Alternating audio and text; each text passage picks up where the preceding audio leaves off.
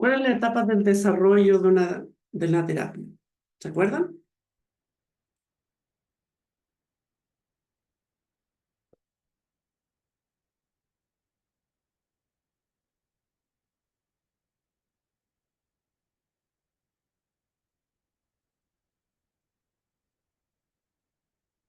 ¿No? Ya, a revisar un poquito las cápsulas, ya para que así sea más fácil poder comprender los contenidos, ¿ya? Así que, y así podamos entender un poco la historia de lo que trabajamos. La clase anterior lo que conversamos fue sostener primero una relevancia de distintos conceptos asociados a qué era un psicodiagnóstico. Explicamos, por ejemplo, las distintas etapas de una estructura de Hola, sesión. ¿me escucha? Marta, te escucho, ¿cómo está? Bien, buenas noches. No sé si me equivoco, que fue como la evaluación inicial de una terapia, ¿o no? Claro, lo que contamos un poquito como, imagínese que yo hoy día le dijera, haga usted una terapia. Entonces usted supiera como todas las etapas de la terapia. ¿Se acuerda lo que había que evaluar primeramente? Contacto de la terapia primero con el paciente, pero primero hay que conocerlo, Ya, recopilar la información sobre la ya, historia del paciente, su preocupación, ya, ya, así bien. para nosotros es que bueno, lo que más o menos he tenido, porque igual sabe que me gustó su clase y voy a poner atención. Sí, eso es importante, por eso le decía, esta es una clase que aquellos que me conocen, yo de alguna forma trato de contar una historia. Entonces, les pido que puedan revisar las cápsulas de las clases anteriores, porque es la mejor forma de ir recordando los contenidos y traigan también sus consultas. Porque, por ejemplo, si yo de repente hablo sobre depresión, porque yo asumo que como lo vieron en psicopatología y ustedes no lo vieron, ahí quizás les va a costar mucho poder después responder a las evaluaciones, ¿ya? Entonces les pido por favor que vayamos como manteniendo, claro, este diálogo, si voy muy rápido me va interrumpiendo. Bueno, ya me sugirieron alguna metodología que hoy en día vamos a incorporar un poquito más, pero es fundamental que puedan empezar a revisar los videos, además porque también tienen horas destinadas para eso, y revisar los textos para que así sea mucho más fácil poder llevar a cabo las evaluaciones, que sí mis evaluaciones son bien estrictas, digamos, como tal. Pero sí, si Marta dice algunos elementos que son bastante vinculados, vamos a ordenar un poquito los aspectos que conversamos en la clase anterior, muy genéricamente. Hablamos de psicodiagnóstico, dijimos que era sinónimo de escribir, analizar, cuantificar, de identificar. Hablamos también de que teníamos distintas características de los psicodiagnósticos y que era una etapa del proceso de una terapia. Para eso nos regimos en el modelo de Salvador Minuchin, del modelo sistémico estructural, donde decíamos que el primer contacto era el primer contacto se daba telefónicamente, donde generábamos la primera instancia de reconocimiento del paciente. En ese espacio el paciente consulta quién tiene que ir a terapia y quién no. Uno le invita para que todos los que quieran puedan participar. Se le habla de los aranceles, por ejemplo. Yo les contaba que en ocasiones también esa misma instancia se permite conocer un poquito cuál es la queja que el paciente tiene, porque uno de repente por competencia o por prejuicio no necesariamente tiene que tener la confianza de poder atender a todos los pacientes. Como les decía en la clase anterior, si yo nunca he trabajado con casos de abuso sexual, a lo mejor no me va a dar la confianza, entonces que el paciente me diga, vengo por abuso sexual, a lo mejor usted lo que más puede proyectar en ese momento es derivar, por ejemplo. Después ya viene el primer contacto cara a cara, que se podría decir, que es cuando ya el paciente llega a la sesión, y ahí dividíamos una etapa social o vincular, donde lo más importante es generar una alianza con el paciente, ¿sí? O el rapport, como lo dice, lo ha escuchado usted, un elemento importante, existe varios conceptos que necesita usted manejar. Lo primero era el tema de el vínculo, que el vínculo vendría a ser este espacio de confianza entre el terapeuta y el paciente, lo que propicia no solamente que se lleve a cabo una terapia, sino que se pueda recolectar información. Vale decir, si usted tiene una instancia de confianza con el otro, la otra persona va a contar experiencias que a lo mejor no se la ha contado inclusive a nadie, por ejemplo. Entonces, muy importante el vínculo. Está también el encuadre, y yo también le refería a la clase anterior, que viene a ser el contrato terapéutico que establece cómo nos vamos a comportar y cómo se va a llevar a cabo la terapia. Por ejemplo, los valores de la terapia, cada cuánto tiempo nos vamos a ver, la duración de cada sesión, cuánto dura el proceso de diagnóstico. Ahí también yo le hablé en la clase anterior del consentimiento informado, después yo se lo voy a mostrar, que es este documento que tiene que firmar el paciente de que se compromete a participar y está de acuerdo con todos los elementos del encuadre. Y está el asentimiento informado, que ese se aplica con niños, en este caso y adolescentes, que eso tiene que ser firmado por los padres. Yo, papá, tanto, me comprometo a acompañarlo a la sesión, a mi hijo, ¿sí? Fundamental que tiene que estar firmado ahí. Y este es uno que yo he incorporado en el centro que yo trabajo, que es la constancia de no daño, que en términos generales yo lo aplico a todos los casos donde la paciente se compromete a que durante el tiempo de terapia, si tiene sentimiento o pensamiento suicida, va a contactar al terapeuta o a la familia antes.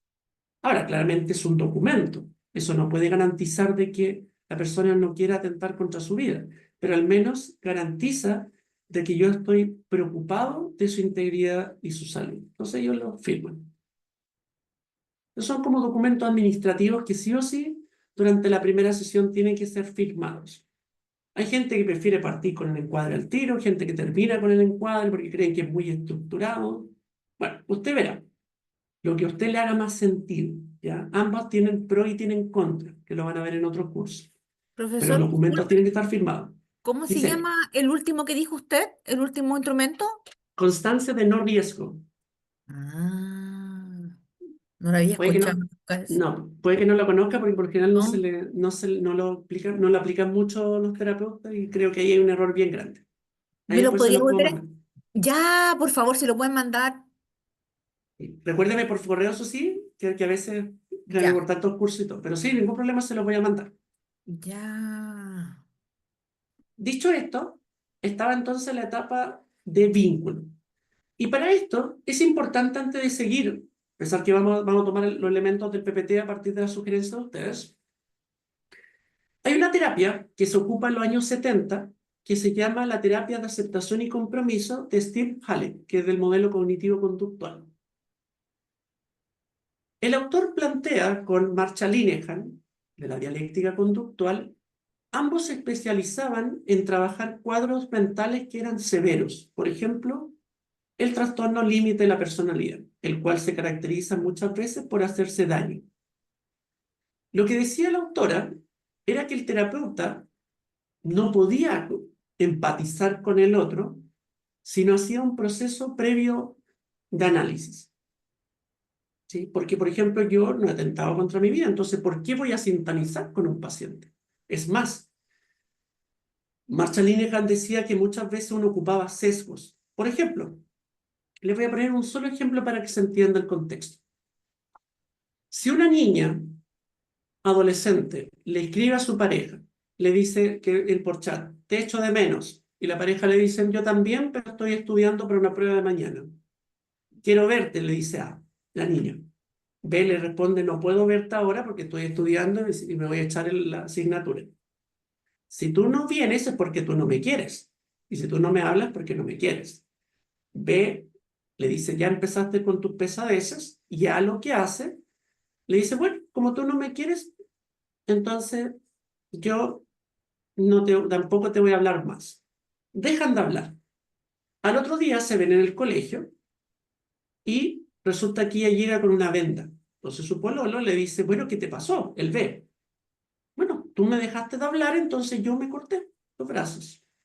Mm, Si usted analiza esa situación, dice Marsha Linehan, lo primero que usted va a decir es que fue manipulación de A.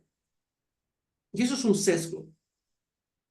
Claro, y B, lo que va a hacer la próxima vez preocupado por esto, va a dejar las evaluaciones de lado y va a ir corriendo a dedicarle afecto a A.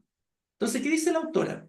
Esta dinámica segunda, que parecería muy buena, es negativa porque se está manteniendo un bucle negativo. O sea, ambos están siendo responsables de mantener una conducta problemática.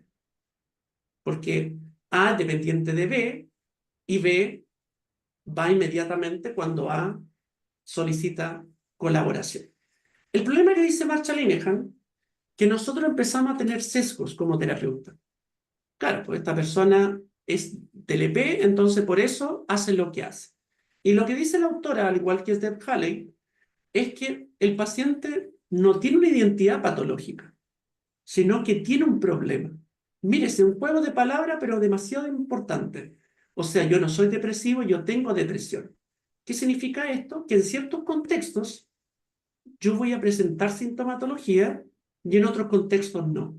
Entonces, esto permite que yo como paciente tenga un locus de control, como lo dice el conductismo, o sea, tenga más confianza interno.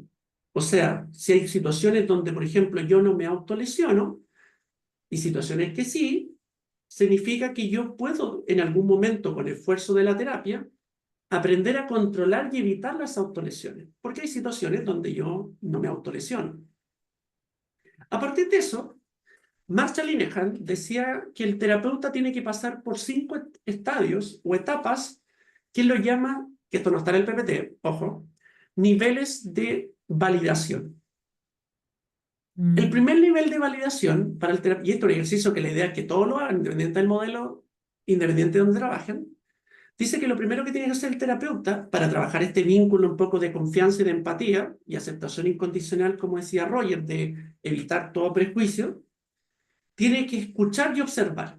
O sea, que el paciente en sesión exprese, vote todo lo que le está pasando. Y uno solamente escucha, solo Mm. escucha. ¿Por qué? Porque también sabemos que terapéuticamente, cuando nosotros estamos muy reprimidos, nosotros al expresar en un espacio cómodo como en la terapia, nosotros empezamos a tener una perspectiva más amplia de ver las cosas. Por ejemplo, yo creo que muchos de ustedes cuando han llorado, después se han sentido liberados. O Mm. cuando, por ejemplo, un paciente cuenta al terapeuta una develación, por ejemplo, un abuso sexual, y es primera persona que lo sabe en la familia, o es primera persona que aparentemente lo escucha y no emite un juicio de valor. Ah, pero si esto fue culpa tuya. Como ella decía que los papás lo hacían. Entonces, primer elemento, escuchar y observar. Segundo elemento, van todos por niveles. Uno no puede hacer el primero, o sea, no puede hacer el segundo si no hace el primero. Segundo, reflejar. Usted conoce esa técnica de habilidades terapéuticas. O sea, nosotros le devolvemos al paciente lo que nosotros creemos que ella está sintiendo. Ahora que te escucho hablar, me imagino que tú te sentiste muy frustrada cuando tu pareja no vino a verte porque tú... Parafraseo. No necesariamente. Me imaginé que más alguna iba a decir el parafraseo porque hay una diferenciación. El parafraseo es cuando nosotros cambiamos o repetimos y enfatizamos una palabra del lenguaje que el paciente dijo. El reflejo es cuando nosotros sintonizamos con una emoción porque el paciente no sabe esa emoción o Mm. porque no le está tomando el peso que necesita. Eso es distinto. Si no se entiende, me van interrumpiendo. Tercer nivel. Ah, bueno, el nivel 2 es tan importante porque tampoco la idea es que la terapia solamente sea escuchar al paciente, sino que Profesor, también... disculpe, Deme un tengo segundito, que dudas. estaba Lucy primero. Ah, ya. Y al tiro voy, Lucy. El reflejo es tan relevante porque también necesitamos mostrarle al otro o ayudar al otro a que conecte con sus emociones. Y solamente voy a hacer una distinción.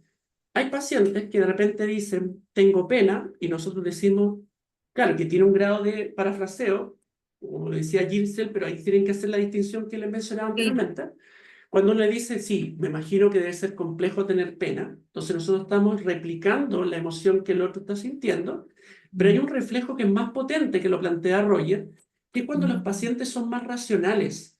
O por ejemplo dicen, bueno, sí, la verdad que con mi pareja siempre peleamos y ya estoy acostumbrado.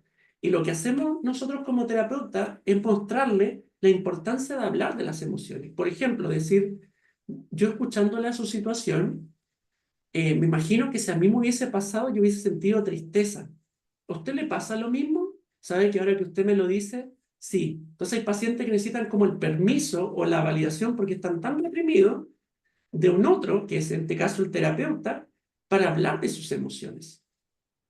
Entonces, eso es el objetivo que tiene que hacer, conectarlo con la emoción. Lucy, estaba usted primero, después Giselle y después Carolina. ¿Cómo está? Profesor, buenas noches compañeras, compañeros. Yo entendí, entonces, niveles de validación, primero, escuchar y observar, o sea, como solo estar ahí atentamente, escucha activa, pero sin hablar. Después Sí, puse reflejar con una emoción y ahí lo que yo entendí es como quizás decirle, yo entiendo que a lo mejor usted se está sintiendo o te está sintiendo muy angustiado. Eso es como reflejar una emoción, como o estás sintiendo exacto. mucha tristeza y validación. Ahí me perdí. Sí, no, la validación sería como los beneficios de ocupar el reflejo. Sí, todavía no he llegado al tercer nivel. Ah, muchas Mm, gracias. De nada. mm, Giselle. mm.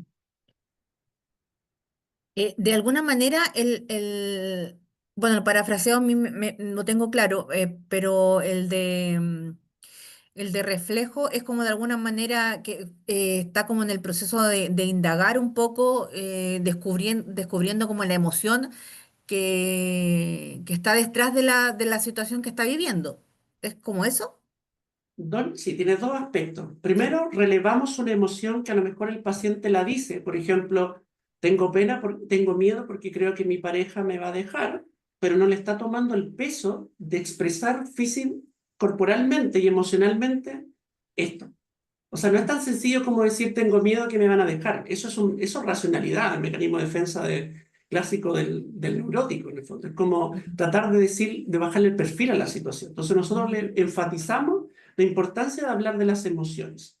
Pero hay Mm, pacientes que no saben o no están acostumbrados a hablar de las emociones mm, y nosotros le mostramos o le enseñamos que es necesario que hable de las emociones. A veces la enseñamos con analogías, como por ejemplo decirle, mire, yo que soy humano al igual que usted, también me pasaría esto, que un poco lo que Erickson, no el Erickson de teoría psicosocial, el otro Erickson, el Milton Erickson, del modelo sistémico estratégico, decía mm, que era la autorrevelación, que cuando de repente el terapeuta habla de un elemento de uno, de su propia historia, al servicio de la terapia que después yo mm, se lo puedo quizás profundizar más.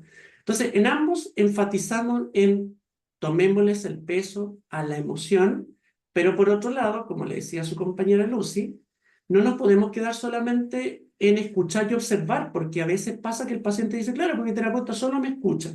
No, entonces cuando nosotros reflejamos, le estamos devolviendo también de que estamos siendo activos en el proceso. Un poco esta mm, escucha activa que plantea también Roger, que lo decía su compañera.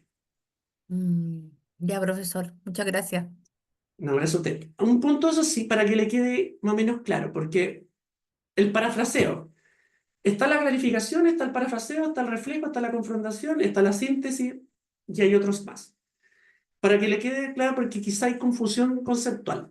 El parafraseo no es cambiar la palabra, es acentuar las últimas palabras que el paciente dice, que pueden ser racionales o emocionales, para que el paciente reflexione sobre esto. Por ejemplo, un paciente dice, bueno, la verdad que mi semana no estuvo como siempre, igual de mala. El terapeuta le dice, igual de mala. O, tu semana estuvo complicada. Claro, ahí estamos parafraseando, cambiamos una palabra, pero el sentido sigue siendo el mismo.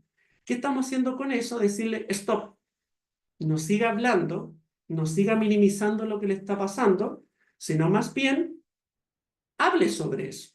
Por ejemplo, cuando yo le digo, entonces tu semana estuvo más o menos. ¿Sabe qué? Sí, ¿verdad? ¿Por qué no hablamos sobre eso?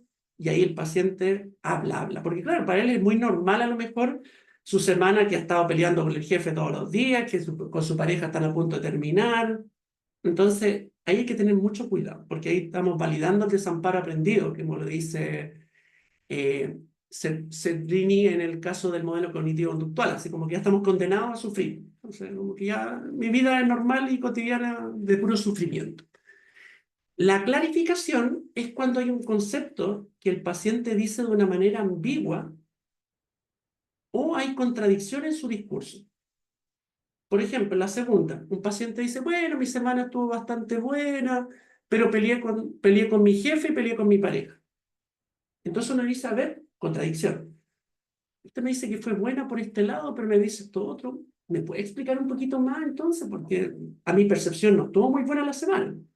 Y la otra forma de clarificación es cuando un paciente muchas veces cambia un concepto socialmente estable. Por ejemplo, yo puedo decir, defíname en una palabra cómo está su relación de pareja hoy día. No, está como un murciélago. ¿Cómo es eso? Entonces uno le pide que indague sobre eso. Y eso puede uno tomar con una emoción, con una experiencia, con una historia, con lo que sea. Jamás usted tiene que quedarse con un concepto que no entiende o que cree entender, porque ahí es donde está el error del diagnóstico posterior. Entonces, para que se haga esa diferenciación entre la clasificación y el parafraseo, porque son parecidas, pero no iguales, ¿sí? Inclusive hay modelos que no lo utilizan las dos por igual, ¿sí? Estaba Carolina y después estaba Lucy. ¿Cómo Profesor, estaba, Lucy? gracias. Sí, con toda la explicación que les dio a las compañeras tenía esa duda, porque no había escuchado el concepto del el parafraseo, pero sí entendí bien lo que era el reflejo. En el fondo, entiendo que el parafraseo debería ser así como te entiendo lo que dices, ¿me podrías explicar más? Eso es como lo habitual. Sí, el clásico. Claro, Exacto. y la No, o sea, y el reflejo es un poco eso, el reflejar en lo que yo voy sintiendo como terapeuta y traspasar un poquito al paciente para que pueda tomar un poquito más de vuelo o de confianza en explicar la emoción. Sí, siempre y cuando el paciente no tenga claro lo que está sintiendo. Si la persona tiene claro, pero no le da el énfasis necesario, nosotros le reflejamos pidiéndole como mayor experiencia en torno a esto. Por ejemplo, también otro tipo de reflejo más sencillo es decirle, bueno, Carolina, hablemos un poquito de esta pena que tú me mencionaste la semana anterior. No, es que ya se la mencioné, sí, pero creo que algunos aspectos tenemos que trabajarlo. Por ejemplo, físicamente, tú cuando tienes pena, ¿cómo te sientes? Y ahí expandimos para que la persona ya empiece a entender un sentido. Piense que uno de los principales objetivos de la terapia, independiente del modelo, es que usted no cuestione o no minimice la emoción antes que esto. Muchos pacientes, uno de los primeros ejercicios que aprenden es a poner límites y a verbalizar en otros contextos cómo se sienten. Algo tan sencillo, pero que muchas veces la sociedad también corta. Entonces, que el terapeuta lo invita a decir como, no, pero usted hable de lo que le pasa. Porque si usted no habla, se enferma con su cuerpo y después termina somatizando. Ya, profesor, y lo segundo, antes que pasemos un poquito más abajo, en la constancia de no riesgo, que se lo vamos a pedir por correo, aquí yo lo anoté, me queda una duda, porque efectivamente, o sea, bueno, cuando lo miremos en realidad, a lo mejor voy a disolver mi duda, pero sí, o sea, si él se siente o ella se siente que quiere atentar contra su vida, esta constancia de cuáles son las limitaciones que yo tengo como terapeuta para abordar eso. Me refiero a horario, puede ser, porque esta crisis le puede dar a las 4 de la mañana y efectivamente yo tengo que intervenir con esto. Ya, hay varios elementos que usted plantea, porque una cosa es la constancia y otra cosa es el encuadre. El encuadre son el contrato terapéutico que condiciona los aspectos o los horarios que nos vamos a vincular. Por ejemplo, yo le puedo decir, Carolina, yo le voy a escribir una vez a la semana para mandarle una tarea y si usted tiene cualquier tipo de duda, anótela y la próxima sesión la conversamos. No, mire, en caso de cualquier situación el fin de semana, convérselo con su pareja, convérselo con un amigo, como tal. Esa es la forma como vamos a trabajar terapéuticamente hablando. La constancia de no daño. También hay un punto que a mí muchas veces me preguntan, me dicen, bueno, pero es que ¿qué sentido tiene si el paciente se va a querer hacer daño igual? Y ahí yo les doy una explicación que es muy lógica, que es que no, la constancia de daño no es para el paciente, es para usted. ¿Por qué? Porque si el paciente le dice en sesión de que está con ideación suicida y usted no lo registra y el paciente se intenta suicidar, yo se lo explico a todos los estudiantes igual. Le llegan las penas del infierno a usted.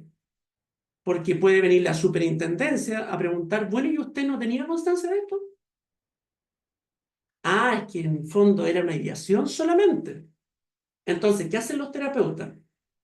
Primero, cuando no hacen la constancia de daño, por error, registran en sesión cualquier tipo de idea o referencia que el paciente haga. Por ejemplo, paciente en sesión 5 dice, peleé con mi mamá y consumí 20 paracetamol. Y el terapeuta le pregunta por qué lo hizo, porque quería borrarme y olvidarme de esta vida porque me siento aburrido, quiero irme de esta vida. Ahí queda la viñeta de respaldo y usted abajo tiene que colocar qué hizo usted frente a eso también. No, yo a partir de lo que dijo el paciente, el terapeuta le brinda contención, trabaja en los riesgos asociados a tomar paracetamol y contacta a los papás para contarle esta situación. Más allá de que el paciente se rompa el secreto confidencial y todo, porque sabemos que el secreto se rompe una vez que esté en riesgo la vida de tercero o la vida suya. Si nada de esos documentos están en un registro y pasa una situación grave, y traslado para la casa o después, como le digo, va a ser cuestionado su trabajo. Entonces, la constancia de daño inmediatamente es mi respaldo para que, si en caso de que ocurra cualquier situación, yo tengo el verificador que el paciente firmó y había un consentimiento de que él no se iba a hacer ningún tipo de agresión. Y eso es un respaldo para mí, súper importante para el tema de la ética y responsabilidad profesional. No es que yo pensé que no se iba a hacer daño. No. En cualquier situación usted registre todo. Esa es la diferencia. Lucy. Profesor, yo soy de profesión base trabajadora social. Y esto es un poquito de mediación, pero a mí me habían enseñado el parafraseo, como repetir lo que el otro dijo con mis palabras, así como desde lo que usted dice yo entiendo y uno dice lo que entendió y después terminaba, es así. Eso no es igual a este parafraseo, ¿cierto? No, lo que pasa es que son como niveles de... A ver, es un tipo de parafraseo, pero que clínicamente no se utiliza. Se utiliza más para el lenguaje, por ejemplo, perito, mediación familiar, porque son otras instancias que permiten ayudar en sintonía. Yo no lo considero un parafraseo, se lo digo muy honestamente, porque solamente estamos colocando como un lenguaje quizás explicado que podría ser fácilmente como un elemento de la ficha, pero igual hay que evaluar el contexto. Ahora, para este espacio clínico, se va a entender como yo le había mencionado y para otro contexto con los profesores también. Entonces, es como una media respuesta, en el fondo. O sea, para mí no es un parafraseo, pero sí sé que en otros contextos como el que menciona usted se ha utilizado, pero yo al menos no lo comparto. No sé si se me entiende. Y lo entiendo. Gracias, profesor. No, ahora es usted. El tercer nivel de... Profe, disculpe, Ujú. sabe que no lo entendí. ¿Me lo podía clarificar? O sea, lo que está diciendo la compañera, lo que yo entiendo del parafraseo, es pues si estás en un set, en una consulta o en una interacción con alguna persona, brindándole alguna atención, la persona llega y de alguna manera va contando como su historia y yo le digo, no sé, pues la señora viene por un tema de abuso sexual y ella está contando como su relato y yo voy y parafraseo, le digo, ah, sí, comprendo lo que usted está viviendo, usted lo que me quiere decir es pa, pa, pa, pa, sí, entiendo lo que está diciendo. Eso es lo que está diciendo la compañera, ¿o no? Sí. Ya. Sí, Por tanto, dentro lo que yo igual aprendí, que somos colegas también, em, que esa igual es una herramienta, o sea, es una herramienta desde el construccionismo súper válida para hacer intervención clínica. Entonces, Sí, lo que me perdí es como que efectivamente hay otro tipo de parafraseo, porque es el que yo conozco como en los procesos de terapia. sí. Lo que pasa es que estoy tratando de entender un poquito como de dónde viene el error conceptual que ustedes tienen, que no es responsabilidad, por supuesto, de ustedes. Lo que pasa es que, a ver, vamos a ir un poquito más atrás. Ujú. Yo les conté que existía el tipo de reflejo, que es el reflejo clásico, que estamos trabajando en este curso, que es el reflejo a las emociones. ¿Sí? Sí, Pero existe otro tipo de reflejo, que yo no se lo quise explicar porque, insisto, no es como para el fin de este curso, que es el reflejo racional o de contenido, que en el fondo es devolverle lo que nosotros estamos sí, entendiendo del lenguaje. Y eso se sí, llama reflejo. sí. Lo que ustedes lo conocen por parafraseo sería el reflejo para lo que conoce la clínica.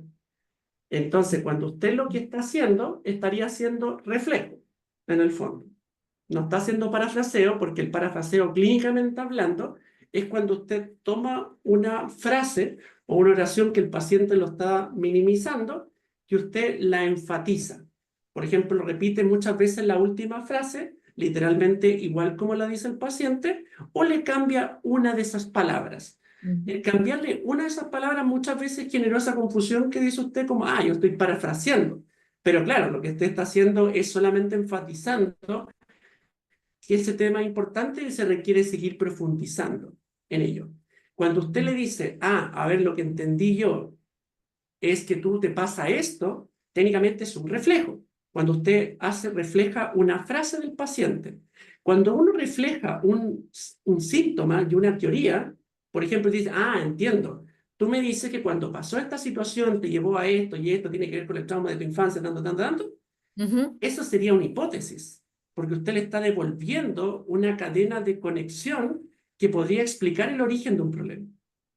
Entonces, por eso le decía que si entramos en este camino un poquito más profundo, hay varios conceptos más que a lo mejor ahí tienen como la duda, pero sería reflejo. No sé si ahí le queda un poquito más claro. Es que desde las preguntas reflexivas, desde el construccionismo, es una de las herramientas que se utiliza el parafraseo. Ya, pero el construccionismo no es 100% clínico. El construccionismo sirvió para la investigación. Y la investigación cualitativa y cuantitativa tiene otra forma de pregunta. Por eso le digo, en Pero contextos clínicos es distinto a contextos que a lo mejor estamos visualizando. Lo mismo le decía a Lucy. No en todos los contextos usted va a tener los mismos tipos de preguntas basados en los mismos tipos de epistemología. Y eso es lo mejor lo que quizá usted como que se confunde. o sea, lo que pasa es que del construccionismo, yo tengo un magíster en intervenciones sistémicas desde el construccionismo. Y desde Ujú. ahí me enseñaron técnicas de pregunta y desde ahí la mirada del construccionismo sistémico es desde una mirada de no experto, desde no saber lo que le pasa al otro. Entonces desde ahí viene la curiosidad, desde la curiosidad se construyen las preguntas. Ya, ojo con eso. No todo el construccionismo deja al paciente, o sea, al terapeuta como un experto. Por eso le digo, Es el que el otro es construccionismo, el constructivismo, que ese ya, es pero el otro constructivismo nivel. viene antes. Exacto, Ya, es sí. que por eso le digo, esta es una discusión que podría salir muy extensa, pero para que quede claro. Una parte del construccionismo social de Kenneth Kierkegaard plantea el Sí. modelo, por ejemplo, centrado en las soluciones, que es donde posiciona al paciente como el experto y el terapeuta solo como un acompañante. Ujú, Pero el construccionismo centrado en el modelo Mental Research Institute de Palo Alto, centrado en el problema, posiciona a dos expertos. Posiciona al experto paciente y al experto también terapeuta. Entonces, cuando uno dice que tiene un modelo psicoanalítico, por ejemplo, uno tiene que pararse sobre una perspectiva de una metateoría. Por ejemplo, yo soy psicoanalista, ujú. pero yo me posiciono del psicoanálisis freudiano. Y el psicoanálisis freudiano tiene una forma que es distinta al lacaniano, al inglés, al americano y al latinoamericano, y al anglosajón. Sí, Entonces, por eso a eso es lo que iba, de que no es que esté incorrecto lo que plantea usted, son visiones distintas, pero que tienen que sí. estar ajustadas a una limitancia conceptual. Ahora, con esto tampoco yo siempre posiciono lo mismo. todos nos involucramos desde una perspectiva y no es que mi verdad sea mayor que la de usted. O sea, a usted si le hace sentido puede seguir utilizándolo. Yo le doy el contexto de cómo yo en lo particular me posiciono desde otra lectura, donde esta Es que técnica no va el ligada. modelo, claro, es que el modelo de Arlene Anderson habla desde ahí es la parada del no experto, ¿me entiendes? Sí. Bueno, y ahí hay una extensión demasiado grande como para que podamos conversarlo, pero es interesante escuchar la visión que tiene usted respecto de eso. Sí, es que Modelo Anderson claramente ha tenido algunos posicionamientos ligados un poquito a todo este trabajo, de esta perspectiva, mucho Así más de es. lo que señala usted. Por Ujú. eso, son distintas concepciones. Ya, muchas gracias. No, gracias a usted, interesante charla como tal. Bueno, Sí. volviendo al punto de las validaciones, el tercer nivel, para ya después pasar al PPT, menciona, tengo un segundo para poner el PPT, ¿no? La autora menciona que el terapeuta, ya pasando por los dos niveles anteriores, tiene que comenzar a tener, Marshall Linehan, una lógica de, ella le llama la devolución del contenido latente o la devolución del contenido no observable. ¿Por qué el contenido no observable? Porque en el relato que el paciente decía en el paso 1 y paso 2, nosotros no estamos cuestionando absolutamente nada. Y ahora no es que, y en el paso 3, no es que estemos cuestionando lo que nos dice el otro, sino más bien elaboramos hipótesis y se las devolvemos. A ver, usted me está diciendo que usted se sintió de esta forma con su pareja. Por ejemplo, usted se puso a llorar y sintió deseos de atentar contra su vida porque pensó que no la querían. ¿Será que esto tiene que ver con su historia de vida o alguna vez usted sintió esto mismo cuando sus papás, cuando pequeño, tanto? ¿Sabe qué? No lo había pensado así, pero tiene relación. O sea, con el apego. Eso el paciente no lo dijo, pero sí lo siente. Entonces, por eso se habla del contenido no observable, no solamente con aquello propio del modelo sistémico, ya tomando un poquito a Anderson con el tema de la comunicación no verbal, el clásico modelo de Valavich del axioma 1, de observar el cuerpo, observar el tono de voz, sino más bien es decir, hay cosas que el paciente no ha dicho y nosotros como terapeuta tenemos que hacerle esa devolución. Mire, usted, por ejemplo, no ha observado que está repitiendo los mismos patrones de tiempo con sus relaciones anteriores, por ejemplo. Entonces el paciente dice, mire, no lo había visto. Y eso nos pone en una posición también de nuevamente sintonía, no solamente con el reflejo emocional, sino también con la devolución terapéutica. Y ahí es donde viene esta lógica que le decía yo, que el terapeuta también es un grado de experto. Y aquí aparece un poco este 50 y 50, digamos. Bueno, 60 y 40 en el fondo, porque el paciente siempre va a ser más experto del modelo de los 60 en adelante. ¿Sí? Cuando estaba recién en boga un poquito el constructivismo y todo lo que tenía como con esa línea.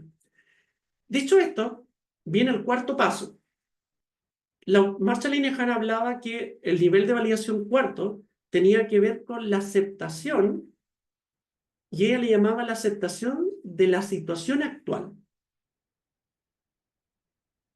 Y colocaba un paréntesis que llamaba contexto. Esto es súper importante, porque el paciente como cree que tiene TLP, como cree que tiene bipolaridad, entonces lo que hacemos, le preguntamos o le hacemos devolución. ¿Hay situaciones donde usted no ha sentido deseo de atentar contra su vida? ¿Sabe que sí? En esta y en esta. Cuando le decimos eso, el paciente, dice la autora, retoma su locus de control interno. O sea, empieza a decir, parece que hay situaciones donde yo puedo controlar, porque no a todos lados me pasa que me autolesiono. Entonces nosotros le ayudamos a que el paciente aumente su efecto placebo, como lo dice Lambert. O sea que el paciente se crea el cuento de que puede cambiar, en palabras sencillas. Y este paso es súper importante porque pasa de tener una comprensión, como yo le decía, de ser depresivo a tener depresión. Y como yo tengo depresión, dice Marshall Linehan, es algo que tengo en el bolsillo. Entonces yo también puedo salir a la calle sin depresión. porque yo elijo dejarlo en la casa. Bueno, esto tiene una lógica también del modelo de aceptación y compromiso, donde lo más importante es aceptar, no, o sea, mejor dicho, no lamentarnos por qué tenemos estos síntomas, sino más bien es analizar por qué esto nos está afectando ahora y no estamos haciendo nada. Por ejemplo, yo tengo una crisis de pánico y aceptar de que tengo la crisis de pánico porque me guardaba mucha emoción y mi cuerpo está colapsado por eso. Entonces, es el momento de que yo verbalice mis emociones, por ejemplo. Yo tengo TLP no porque viví muchos traumas en mi infancia, sino porque tengo dificultades para poder comunicar mis emociones, porque debido a mis traumas de la infancia, nadie me ha enseñado a expresar mis emociones. Y como no me han enseñado, la terapia me tiene que enseñar. Y el quinto elemento, la autora lo llama ayudar al paciente a que acepte su propia historia. En el cuarto, acuérdese que era entender en qué contexto se da el síntoma y en qué contexto no. Y en el quinto es que el paciente diga, bueno, tengo esto porque mis papás no me acompañaron desde mi infancia, pero ahora yo quiero cambiar. Y la Marshall Linehan enfatiza que también el terapeuta en esta etapa tiene que aceptar la experiencia del otro y evitar todo tipo de prejuicios. Y si tiene algún prejuicio, registrarlo y dejarlo afuera de la terapia. O sea, da lo mismo lo malo que fue esa persona en el pasado, digámoslo así, sino más bien lo importante es ahora. Ahora cómo está posicionado. ¿Sí? A partir de ello, volviendo de nuevo a las etapas como tal, viene el psicodiagnóstico. Entonces hablábamos en la clase anterior que lo importante es entender un poquito el correlato del psicodiagnóstico. Y para eso recordar la historia de la psicología, donde el primer laboratorio de Wilhelm Wundt en Leipzig, por ejemplo, era 1879, donde se empieza a estudiar los métodos cuasi experimental y preexperimental, estudiar variables, por ejemplo, correlación ilusoria, entre otros.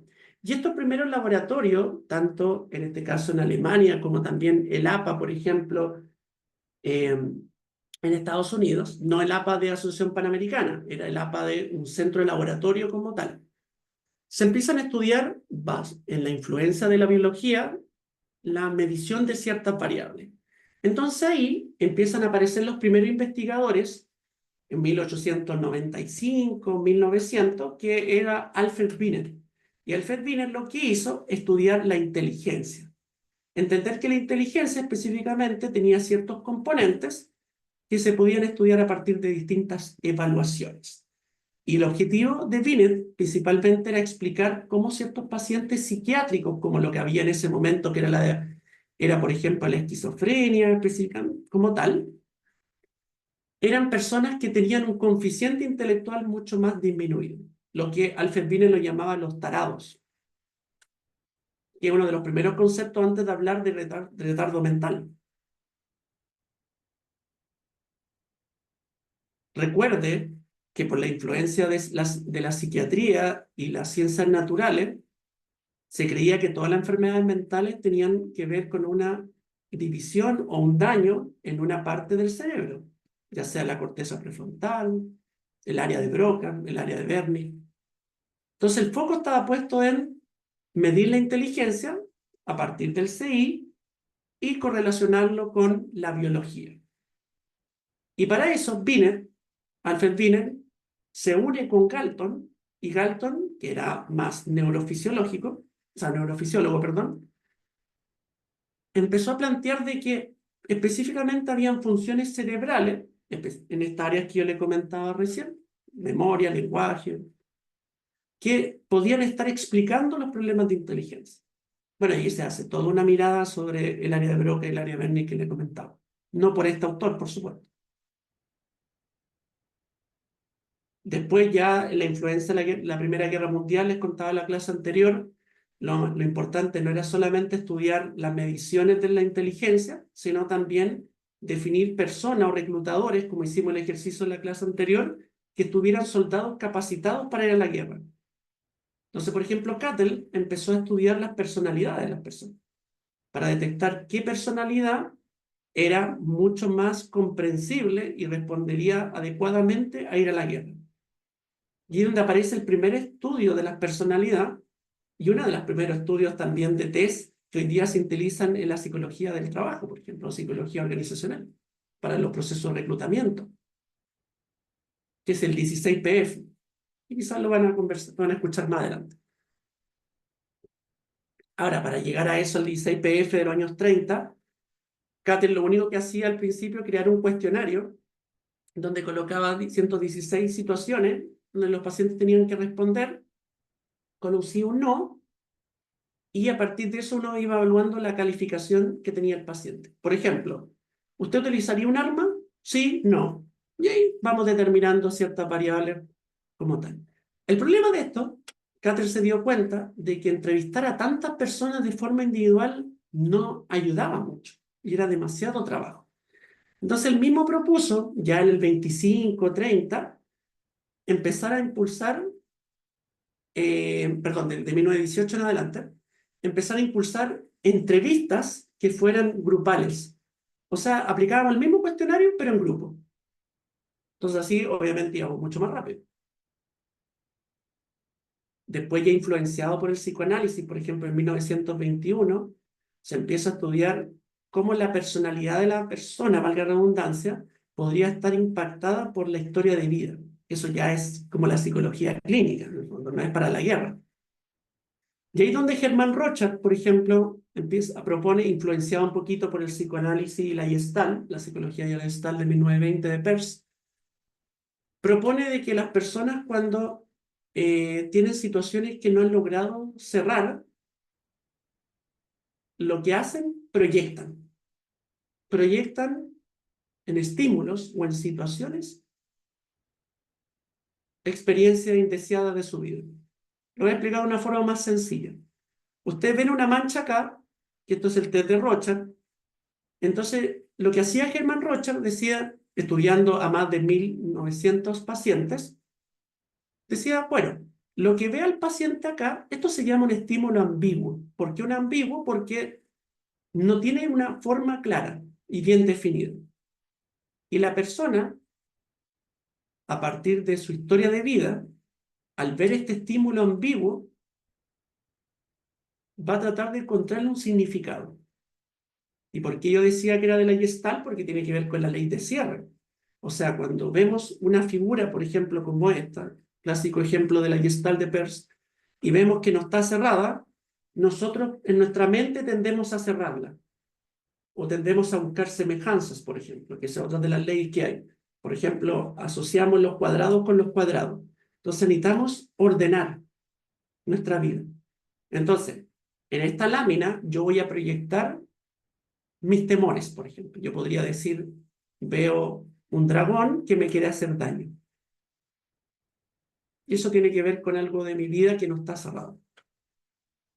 Entonces empieza a haber todo un estudio sobre la psicología de la personalidad. Después claramente empiezan a ver los primeros cuestionarios para medir psicopatía, esquizofrenia, los primeros inventarios para medir ansiedad, estrés postraumático, ya estamos hablando de los 60, 70 en adelante. ¿Sí?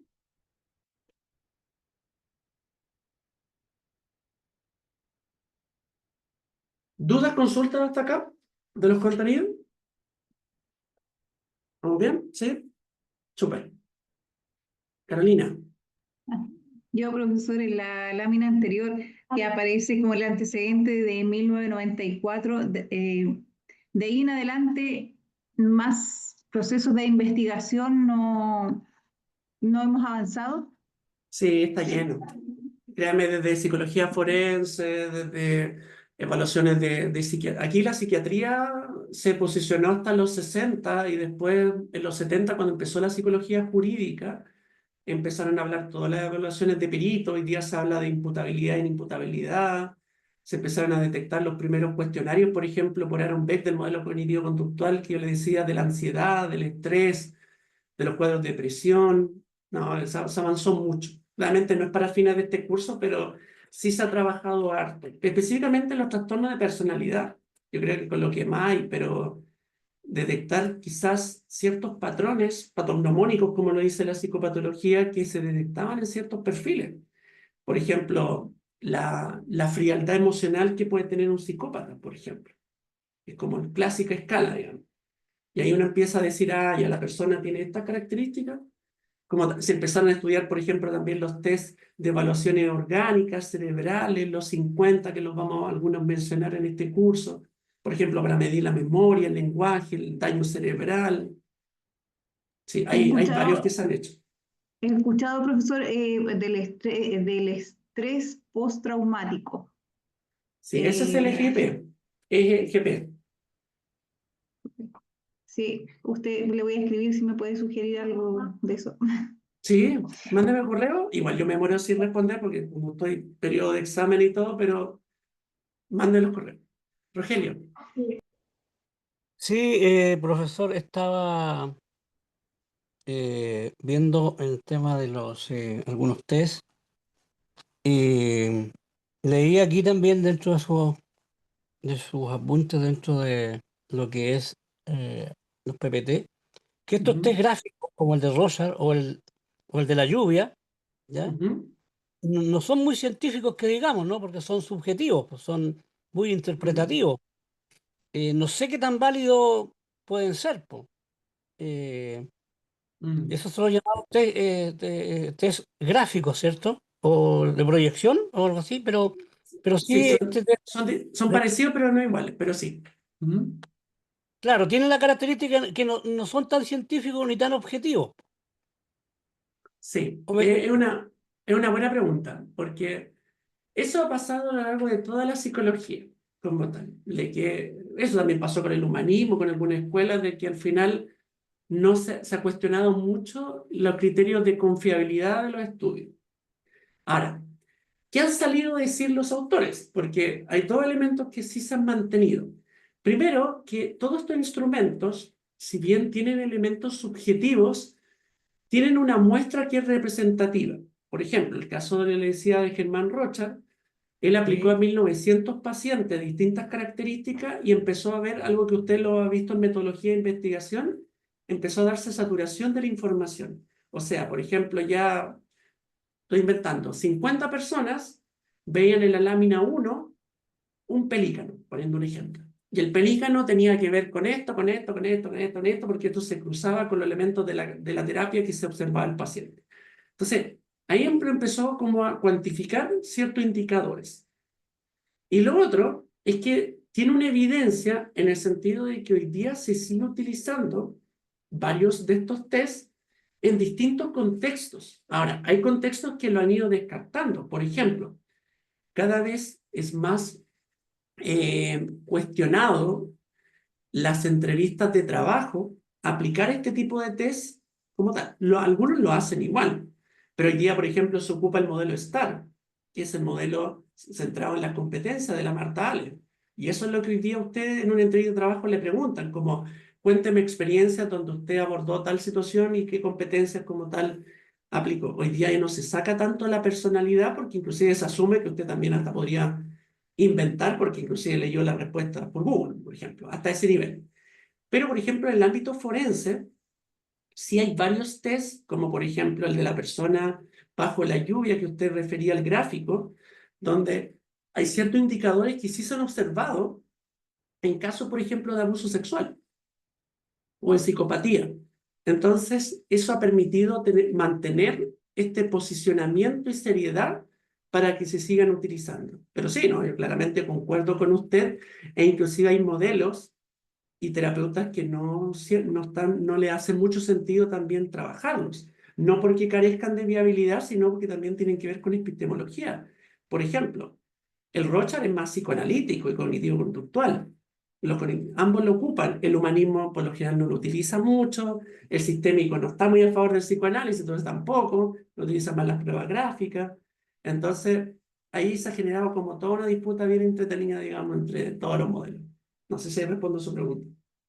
sí, profesor, muchas gracias. Perfecto.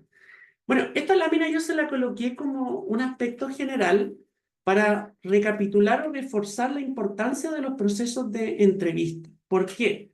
Yo les contaba de que, y lo vamos a ver más adelante hoy día, de que hay distintos tipos de entrevistas que uno realiza.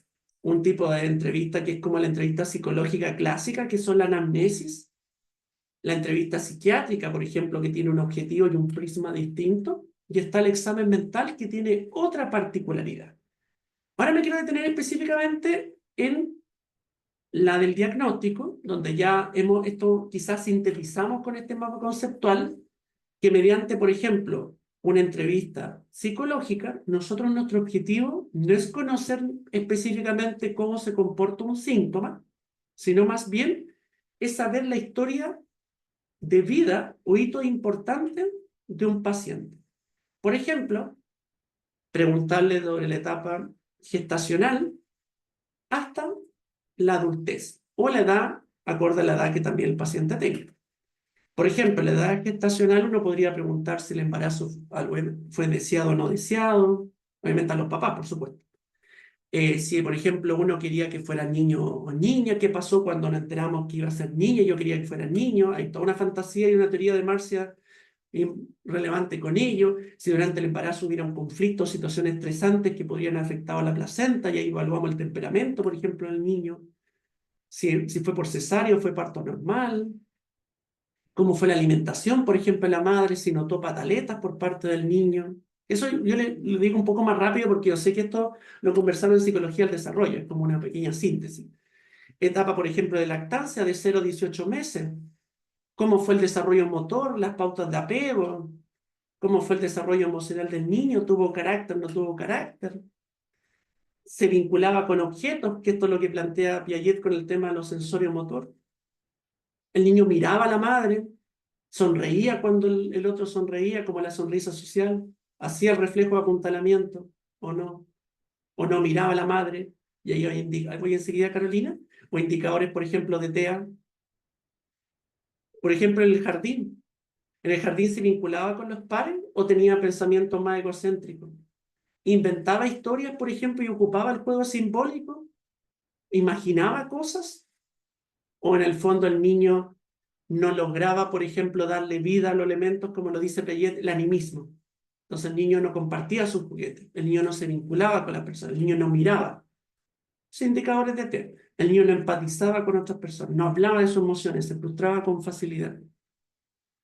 El niño, por ejemplo, se adaptó con sus pares en la etapa escolar.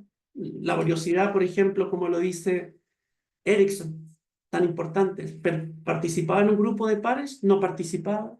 ¿Participaba del club de Toy? ¿Participaba del club de Lulú? ¿Qué opinaba de las niñas? ¿Qué opinaba de los niños? ¿Cómo era su vinculación con los padres?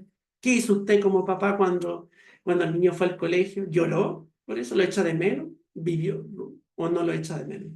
¿Quién colabora en las tareas del hogar? ¿A quién confía más el niño? En la etapa de adolescencia. ¿Cómo se vinculaba con la alimentación? ¿Hay ritos de alimentación en la casa con los papás? No hay. La adolescente le cuenta los problemas. ¿Usted conoce los estilos musicales de su hija? ¿Conoce la orientación sexual? ¿Qué pasa si su hija le dijera que es hetero o homo? Todas esas preguntas son importantes. ¿Ha tenido relaciones de pareja? ¿Qué opina de la sexualidad? ¿Ha repetido ciertos patrones? ¿Cómo son sus parejas? Esto ya es un concepto más psicoanalítico. ¿Sus parejas se parecen a sus papás? Entonces, hay una estructura anamnesis que yo les voy a mandar, que es como formato tipo, donde uno divide cuando parte las distintas etapas del desarrollo. Sin embargo, cada modelo ha ido adecuando la anamnesis a lo que ellos consideran importante. La anamnesis, por ejemplo, del psicoanálisis es un poquito distinta a la que yo le acabo de mencionar. La del humanismo también, la sistémica también, la cognitiva también. ¿Sí? Lo que sí, la anamnesis que le voy a mandar, necesito que alguien me mande un correo, porque son documentos que son acreditados institucionales y yo no los puedo subir al campo virtual por derecho de autor, entonces te los tengo que mandar por correo. Ya entonces se los puedo mandar a alguien cuando me lo solicite, o el delegado del curso, y yo se lo mando y le pido que lo pueda compartir, porque esos documentos son más formales y hay que promover que se quede solamente en este espacio de curso, ¿ya? Así que les pido la colaboración con eso. No todos los insumos los puedo subir, lo mismo que las tesis, por ejemplo. Hay ciertas tesis que yo las puedo compartir porque son de libre espacio, pero hay otras que después más adelante les voy a mandar porque son buenos materiales que no les puedo subir, por supuesto, al campus virtual. ¿Ya?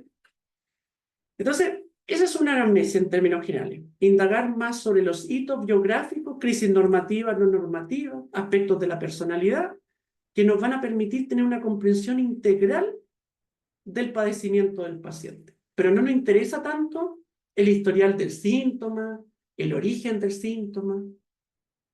Ahí le voy a hacer una diferenciación a qué me refiero más adelante. Carolina. Profesor, no me quiero desviar del tema, pero siguiendo de la etapa gestacional, del desarrollo, me gustaría preguntarle en forma quizás un poco más personal sobre lo que vivimos estos últimos 4 o 5 años con este boom de los diagnósticos TEA. Por ahí me decía alguien, es que está muy sobre diagnosticado y que hoy día todos somos neurodivergentes, y me incluyo.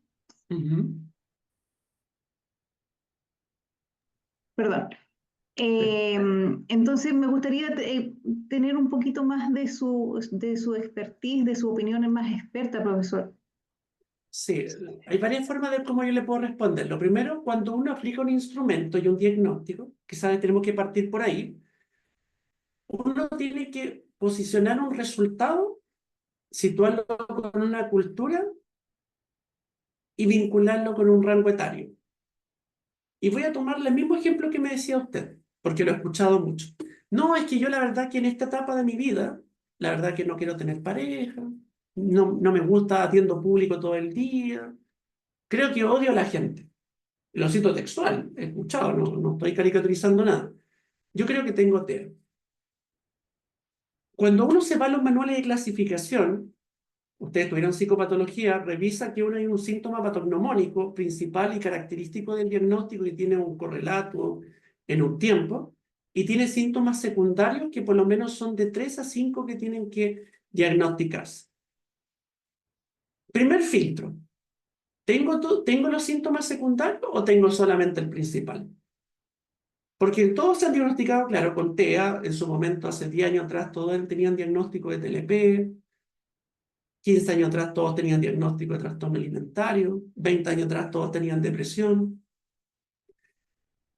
15 años atrás todos los niños tenían bipolaridad, no tenían problemas de explosión emocional, y así vamos con el TDAH y así sucesivamente. Dicho esto, después vienen otros filtros, como por ejemplo el tiempo del diagnóstico que usted ha tenido. Porque a lo mejor hoy día usted odia a las personas por a partir de una situación que usted vivió. Hay mucha gente que hoy día le tiene miedo a salir a citas. Entonces dice, no, yo soy neurodivergente. Y no necesariamente eso puede ser un síntoma enmascarado por debajo de. Quizás. En esa lógica, tenemos que analizar todos estos filtros antes de diagnosticar. Primero. Segundo, y esto sí es construccionista social. De un poco con lo que hablamos en la conversación interesante anteriormente. ¿Para qué usted quiere el diagnóstico? Una pregunta que clásico uno hace. Ok, yo tengo TEA. ¿Lo veo como limitante? ¿Lo veo porque condiciona mi identidad? ¿O lo veo como una oportunidad para entenderme como persona porque anteriormente no sabía quién era? La comunidad científica se ha inclinado más por lo tercero. O sea, si usted va a tener un diagnóstico, independiente cual sea, solamente para limitar sus características, como hablábamos anteriormente, porque usted es TEA, usted no tiene TEA, que es distinto, ahí hay mayor resistencia a la sobrediagnostica, a todo. De andar sobrediagnosticar, porque al final está limitando la condición del ser humano y está cuestionando un poquito lo que decía Roger sobre el desarrollo humano. O sea, que toda persona tenemos todo el derecho a alcanzar la mayor autorrealización. La pirámide Maslow que usted debe conocer clásicamente. ¿Sí? Entonces, si el diagnóstico nos va a limitar, mejor no tengamos diagnóstico. si tiene la posición de identidad, bueno, ¿qué vamos a hacer ahora? ¿Nos vamos a quedar solamente con eso o vamos a avanzar? Eso por un lado. Segundo, la comunidad científica claramente ha cuestionado garrafalmente los diagnósticos sociales, porque carecen de una evidencia científica. Por algo usted, si tiene sospecha de tener TEA, tiene que someterse a la voz. Y tiene que acreditar. Hoy en día en los colegios, los programas de integración escolar, la flexibilidad curricular en las universidades es con diagnóstico de TEA. No es que yo tengo sospecha, muchas veces algunos estudiantes me han dicho, no califica. Y se le exige hoy día, es parte del lineamiento de la Subsecretaría de Educación. Entonces, esa es un poquito como mi percepción. Trato de comprender un poco cómo ha ido avanzando la diversidad. Ahora, la neurodiversidad es distinta al diagnóstico de TEA. Ahí teníamos otra conversación. Pero creo que hay una lógica que hay que tomarle un peso, porque a veces las etiquetas nos van condicionando, como lo dice Kelly, y nos van limitando nuestro desarrollo potencial y nos hacen más daño que nos hacen más positivo. Esa es mi percepción. No sé si hay Gracias, profesor. Sí, hoy en día, más allá de los adultos que podría o no tenerlo, cómo se va desarrollando el cerebro o cómo no entendimos ciertas etapas y que no avanzamos, pero sí me llama la atención en los niños, en los niños hoy día, pero es impresionante el cómo las educadoras en el fondo mandan directamente y dicen, no, tu hijo es TEA, y mandan a estos test y hoy día tenemos, yo creo que un porcentaje alto en cada curso en los últimos 4 o 5 años, diagnósticos con TEA. Y eso era como, no sé si hay algún estudio frente a eso. Hay algunos que le echan la culpa a la vacuna, otros a lo que vivieron en lo que decía acá, pues, en la etapa gestacional, la placenta, cómo vivimos, por ejemplo, la pandemia, las personas que estaban en formación, los niños en formación. Entonces, eso quería saber también si había algún estudio frente a eso. Lamentablemente no, porque la sociedad también es heteronormativa. Volvemos de nuevo a lo mismo. Y por eso hay que tener cuidado con los diagnósticos, porque también los diagnósticos, si bien nos permiten generar un lenguaje en común, también nos condicionan. Los educadores diferencial que plantean usted están limitadas y atadas de manos también, porque necesitan un diagnóstico para poder solicitar un acompañamiento distinto. Y eso es parte de los criterios de leyes que se articulan como política pública. Entonces, siempre es lo mismo en crisis que pasó hace 30 años atrás con el TDAH. Todo el mundo estaba con el metilfenidato hasta que encontraron que los niños andaban con el tema de los espasmos. Tiritaban, andaban sedados, algunos decían que andaban drogados, y ahí la comunidad terapéutica recién dijo, no, que el metilfenidato, el Ritalin no es bueno. Pero al final son formas como la sociedad nos estructura para comportarnos de una manera determinada. Que eso es algo que ya Comte lo decía en su momento, de la sociología clásica, hace por lo menos casi medio siglo atrás. La sociedad es un aparato de estructura. Lo interesante, para cerrar con esto, que cuando hay parte de la sociedad que no le hacen sentido esto, se van para el otro lado también, que es el concepto de política pública de la anomia. Por ejemplo, reclamemos, protestemos, no estemos en desacuerdo con esto. Y eso es bueno, mientras que no altere el daño, digamos, a la institucionalidad. Por ejemplo, para cerrar, la historia de la homosexualidad. Lo dije, creo, en la clase anterior, no sé si en este curso. La homosexualidad cuando era parte de una perversión, el DSM-2. Y cuando los movimientos hippie empezaron a cuestionar esto, ahí se sacó. Entonces, todo esto está de alguna forma anclado. Yo decía en el curso anterior, hoy día se habla de estrés laboral y se habla de burnout. Pero el burnout, paradojalmente, no está en los manuales de clasificación todavía. ¿Y por qué? Claro, porque si usted tuviera burnout causado por su trabajo, usted podría tener un diagnóstico, podría someterse a una licencia. ¿Y quién pierde ahí? La institucionalidad. Entonces, si usted se va al DSM, usted revisa, está el estrés agudo. Y el estrés agudo dice que tiene causas psicosociales. O sea, claro, el trabajo es complicado, sí, no hay problema, pero también hay otras cosas que usted carga fuera del trabajo, de su personalidad, de su historia de vida, los problemas con su pareja, que capaz que eso causó finalmente eso. Y cuando usted va a la H, eso es lo que hoy día pasa. Entonces, recuerde que también toda la ciencia, inclusive la psicología, es un aparato de control. Ninguna se salva. Así que para que uno sepa dónde también se está mediendo. Estamos todos iguales en esa lógica. Gracias, profesor. No, gracias a usted. Me alegro también estar escuchando los mensajes que motivados con este espacio. Nos vamos a tomar solamente para cerrar estas ideas hasta las 10:10 y cerramos. Y bueno, la idea es que la próxima sesión podamos avanzar un poquito más rápido con algún elemento que nos van a quedar pendientes y así podamos comenzar la cuarta clase a practicar algunos ejercicios, que es lo importante de este curso también. Así que, porque igual es un curso bien ambicioso y vamos a ver cómo vamos a poder dar respuesta a tantos requerimientos que se abren más que se cierran. Bueno, cerrando algún elemento, es bueno, como yo le decía, recoger un poco la herencia de qué es un proceso de psicodiagnóstico en las distintas escuelas. Para el modelo cognitivo-conductual, lo más importante, decía Aaron Beck, que los problemas son la interpretación de cómo nosotros vemos los problemas. Eso no enferma, que Aaron Beck llama la creencia intermedia. O sea, el problema no es que a mí me despidan, sino que el problema es cómo yo interpreto que me despidan. Voy enseguida a Lucy. El otro problema tiene que ver con las conductas, que ahí podríamos estar hablando mucho rato. Que la persona siga haciendo los mismos patrones, siempre. Recae porque es lo mismo, vuelve con la misma pareja, con el ex por el mismo problema, siempre lo mismo. Entonces tenemos que romper ese patrón, como lo dice, una pauta disfuncional, como lo dice Wolf.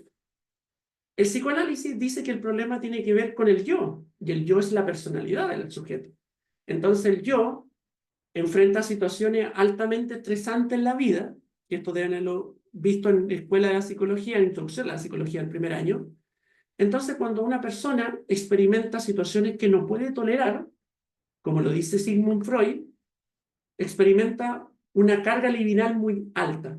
Entonces, como no sabe cómo expresar lo que le pasa, entonces lo termina reprimiendo. O sea, termina llevando eso a su cuerpo, en palabras muy sencillas. Y cuando lo lleva a su cuerpo, se lo termina quedando en el inconsciente. Entonces, los test nos ayudan a que el inconsciente de alguna forma pueda expresarse. ¿Sí? Igual Freud dice que hay varias formas de acceder al inconsciente: actos fallidos, los chistes, por ejemplo, los sueños. El humanismo aporta que el psicodiagnóstico es muy importante para construir un vínculo terapéutico, la aceptación incondicional que decía su compañera Lucy, el tema de la empatía con el otro, el tema, por ejemplo, también de la validación de la historia del otro, la congruencia, o sea, que nosotros si sentimos algo, decía Roger, tenemos que expresarlo y no minimizarlo, porque cuando nosotros tenemos incongruencia, o sea, cuando creemos que estamos bien pero estamos mal, no enfermamos. Un poco como dice también Peirce con el tema de la neurosis. Y el sistémico, que es un poquito más construccionista social, como decía también su compañera, en ciertos matices, porque la primera parte es mucho más constructivista, de Minuchin, por ejemplo, y Palo Alto, donde A influencia a B y B influencia a A. Entonces, nosotros nos afectamos socialmente y la sociedad también nos afecta a nosotros como tal. Entonces, cada uno ha ido aportando formas de comprender el diagnóstico de una manera distinta. Lucy, ahora sí, disculpen. Profesor, le quería preguntar por lo que dijo al principio de la interpretación de lo que me pasa, o sea, como que el problema es la interpretación de lo que me pasa. ¿Qué autor mencionó ahí? Es que ese se me fue y quisiera saber qué libro quizás es bueno leer sobre él. Se me está adelantando como 3 años. Nada, sí, está ahí. Sí, por eso yo les coloco esto, porque nunca... Se lo voy a anotar se lo voy a anotar acá en el chat. Los clásicos, digamos.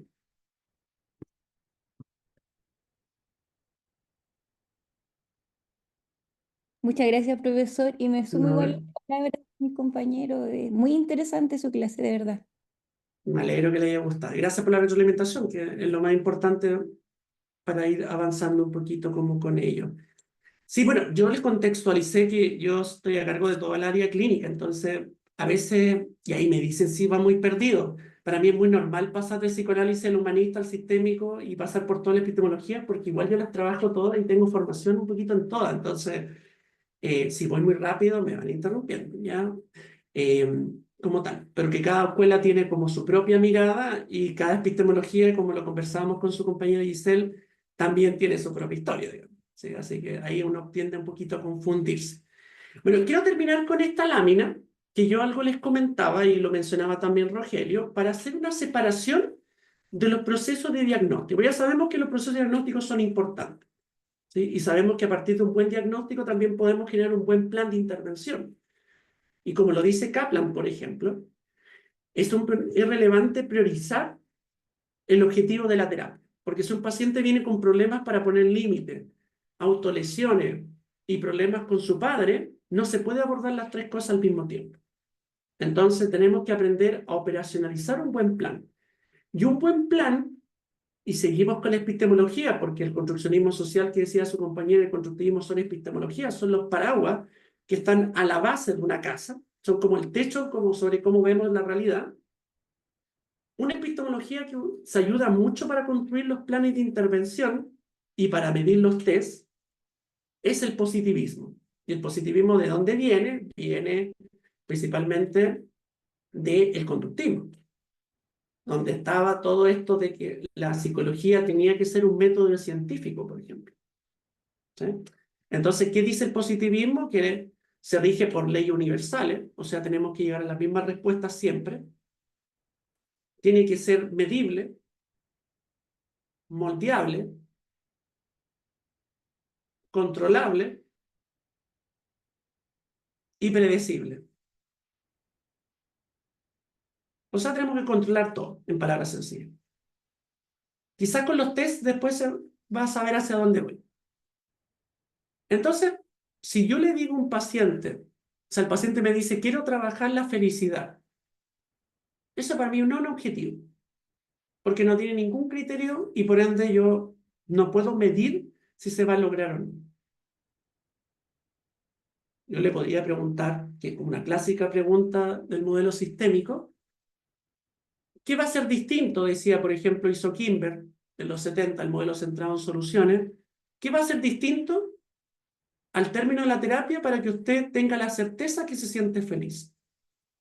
Bueno, voy a meterme al gimnasio, voy a salir con chicas. ¿Ya? Ok. ¿Cuántas veces va a ir al gimnasio? 2 veces a la semana. Perfecto.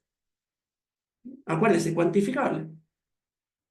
¿Y va a salir con chicas cuántas veces? No, mire, con una vez al mes basta y sobra, porque yo hace tiempo no me quedo en la casa.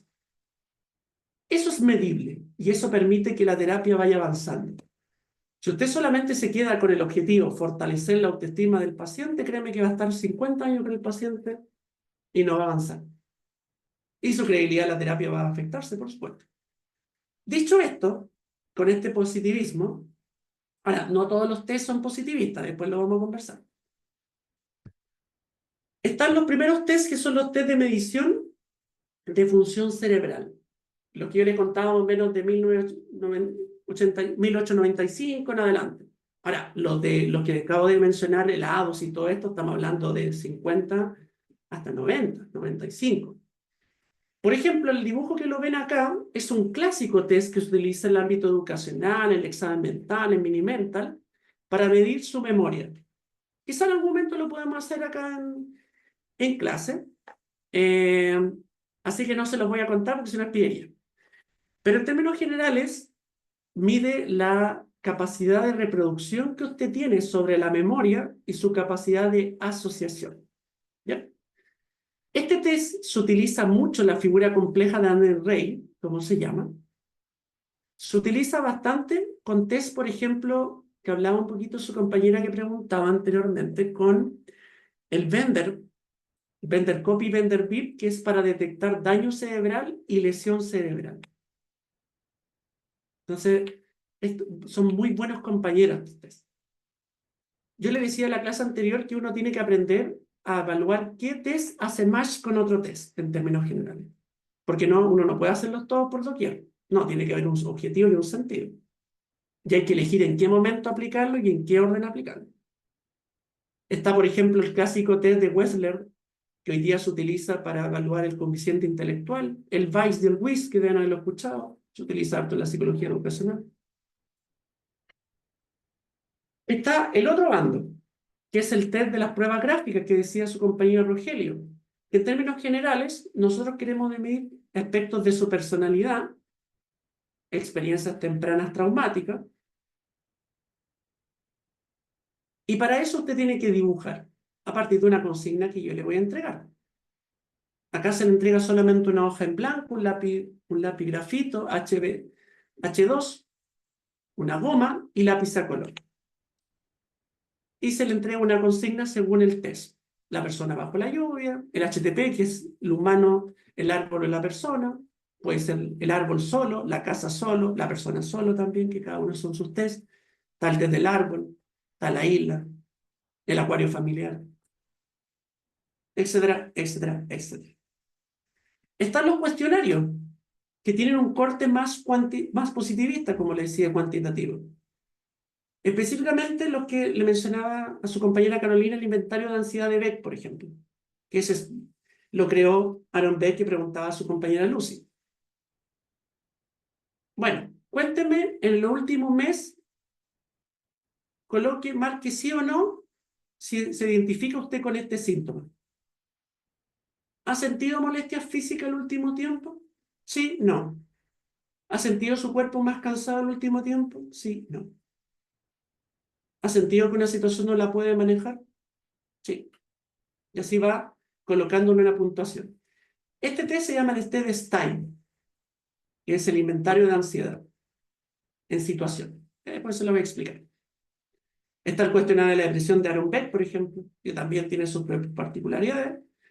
Y están también los tests que son porque este test que le acabo de mencionar son tests, como le decía, positivistas con preguntas cerradas. ¿Tiene? No tiene. Así de sencillo, como cuando a usted le aplicaron el censo, digamos. Pero el cuestionario de frase incompleta de SAC, que al menos yo lo utilizo bastante, que están los niños, están los adolescentes y están los adultos, y aquí quizás se me va a caer un poquito el carnet. Yo creo que todos alguna vez han escuchado al profesor Rosa. Y el profesor Rosa hablaba sobre complete la oración, o al menos creo que es del profesor Rosa. En términos generales, lo que a uno se le pregunta es asociar una frase con una respuesta que está en pasivo. En palabras sencillas, a veces siento que mi vida completa la oración. No tiene sentido. Cuando hablo de mis papás, pienso que no me quieren. Todas estas que están ligadas a categorías permiten tener una cantidad de información, pero tan importante con la aplicación de un test. Ahora, el test, el frase incompleta de SAT, tiene por lo menos 40, 60 preguntas, entonces siempre es recomendable hacerla en 2 sesiones. Con niños hay que hacerla más rápido porque se aborran mucho más, pero aporta mucha información. Y es 100% proyectivo, porque no tiene respuestas buenas ni malas. Solamente tiene respuestas a partir de sus carencias, a partir de sus deseos. Está la observación conductual, que esto es muy propio de Bowlby, por ejemplo, del psicoanálisis inglés, años 30. Cuando tenemos niños, por ejemplo, de 2 a 3 años, que no hablan, y entramos a sesión y observamos a la mamá, participa en el juego, no participa. Está la observación vincular muchas veces. La cultura, los role-playing. Ahí después se lo voy a explicar un poquito más. Están los test aperceptivos, que son, a diferencia del gráfico, donde hay solamente una hoja en blanco. ¿Por qué se llaman aperceptivos? Porque yo le decía que son ambiguos, pero parten de un estímulo que es desestructurado. Estos tests no son de la epistemología positivista. Yo le dije, entonces va a empezar a confundir más, pero lo vamos a ver en la próxima clase. Teoría crítica y hermenéutica, que quizás más de algunos de haberlo escuchado en bases del comportamiento humano en el curso que tuvieron.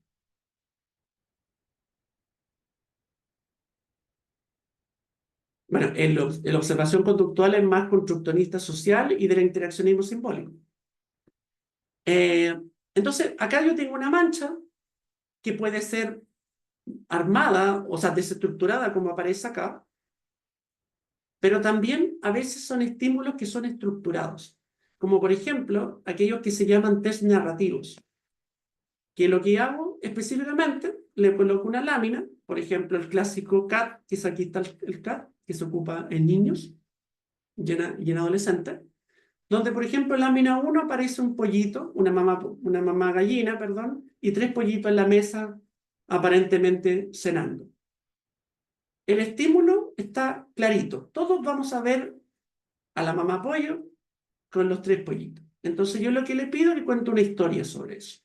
¿Qué estaba pasando anteriormente? ¿Qué está pasando ahora en la lámina? ¿Qué cree que va a pasar en el futuro? Eso aporta mucha información que tiene que ver con las fantasías, con el castigo, con la culpa, con el miedo, con la relación con el hermano. Y cada lámina tiene su propio contenido. Solamente un ejemplo, a partir de lo que hablábamos de la validez con su compañero Rogelio. El Rorschach, si bien no tiene 100% de validez en evaluaciones de perito, sí, por ejemplo, en la lámina 6, que tiene que ver con la lámina de la sexualidad, si usted ve contenido, por ejemplo, de partes del cuerpo, específicamente órgano sexual masculino o femenino, cuerpos desnudos o partes de los cuerpos, habla de indicadores de perversión o abuso sexual. Si usted, por ejemplo, el dibujo de la persona bajo la lluvia arriba, que usted lo está viendo en el dibujo, ve una persona con una falda muy apretada, eso se llama hipersexualización, indicador de abuso sexual, dinámica traumatogénica de Riggs y Browns de los años 70, clásico de psicología jurídica. Si usted ve, por ejemplo, una niña que se hace senos muy llamativos, conducta sexualizada. Otro indicador. Si usted ve una figura como esta, yo la había traído, y ve otra figura, y ve que un niño en sesión hace este movimiento, esto es reproducción de conducta masturbatoria o reproducción de que el niño a lo mejor vio un contenido de relaciones sexuales de los papás. Y ahí hay que diferenciar. Entonces, ¿tienen validez? Sí. 100% de confiabilidad, va a depender mucho el test. ¿Todos los test miden lo mismo? Absolutamente no. Y están los juegos diagnósticos, que es los que a mí más me gustan, porque yo no en todos los casos utilizo todas estas pruebas, que tienen que ver con materiales adicionales y se llaman las horas de juego diagnóstico. ¿Y qué queremos hacer específicamente con los niños? Jugar. Y cuando jugamos, construimos. Por ejemplo, para cerrar, yo trabajo harto con cuentos. Algunos cuentos se los voy a mandar después. Por ejemplo, este es el cuento del aventurín Frustarín. Frustarín, ¿por qué? Por la frustración. Entonces, uno, ¿qué hace con los papás y con los niños? A veces, depende de la edad de los niños, porque igual se puede ocupar este hasta los 8 años. Le lee el cuento. El cuento es bastante sencillo. Frustarín es una figura que a veces tiene problemas en el colegio, está en la cabeza de las personas, a veces literalmente se manda con toro. Entonces, primero tratamos de explicarle al niño de que Frustarín a veces no lo logra controlar el niño. Y por eso la terapia tiene que ayudar. Entonces uno a veces le pregunta a los niños cómo, si él ha sentido alguna vez que Frustarín está en su cuerpo. Los niños siempre son proyectivos sociales, le digo yo. Jamás van a decir que ellos tienen el problema. Entonces, una pregunta que siempre uno hace con los niños es: ¿has visto algún niño en tu clase que ha peleado con un compañero? Sí. Y cuando uno indaga por ese lado, de a poquito después entra en la vida del niño, que eso lo van a ver más adelante en otros cursos. Entonces, en algún momento son formas de preguntar para que el niño diga, sí, yo también lo he hecho. Pero si usted le pregunta al principio, claramente el niño no le va a contar.